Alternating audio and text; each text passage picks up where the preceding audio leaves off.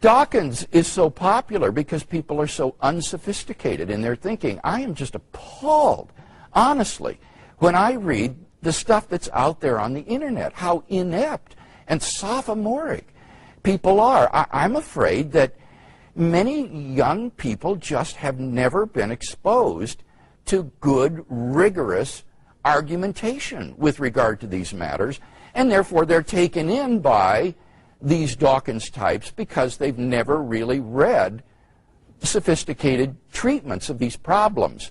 And to a certain extent, I think the church bears a responsibility for this because we've so dumbed down our preaching and our Sunday school classes and our devotional thoughts that we're not equipping Christians to be sophisticated in their grasp of Christian doctrine and theology, much less in what good reasons there are to believe it.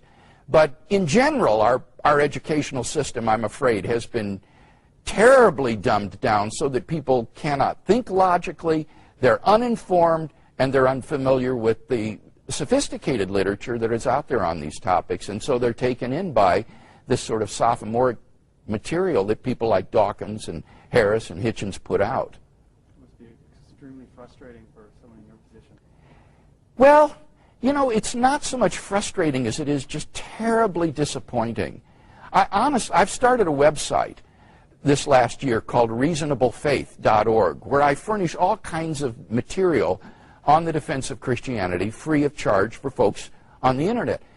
And I must tell you, I am just flabbergasted at some of the silly, ignorant responses to this material. I try to anticipate what would be good objections to my arguments, how one might respond and then answer them in advance. But what I've found is I cannot anticipate the irrational, absurd, ludicrous responses to my arguments that many people think are just devastating knockdown responses, so that it's become just impossible to anticipate some of the responses to these arguments. Let me just give you one example. A key premise in the cosmological argument is whatever begins to exist has a cause.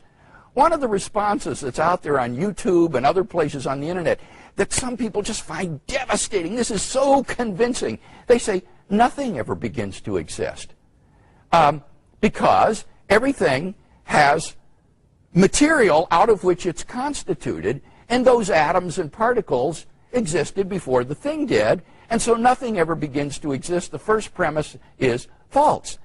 And I think, what is the matter with these people? Have I always existed?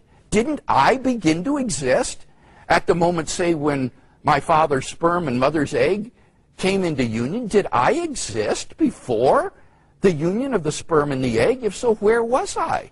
Who was I? Was I around during the Jurassic Age when the dinosaurs were about? Have I always existed?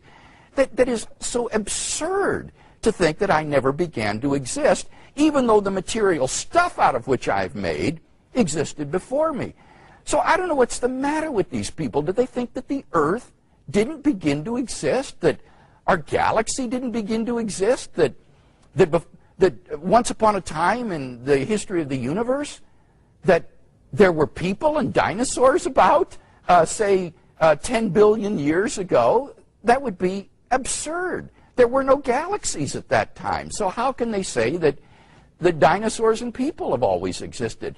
It's just irrational. And yet people think that that refutes the premise that whatever begins to exist has a cause, when it doesn't do so at all. So I'm just utterly bewildered at how people are taken in by this sort of lack of rigorous thinking, and I'm just doing my best to try to counter it in whatever way I can.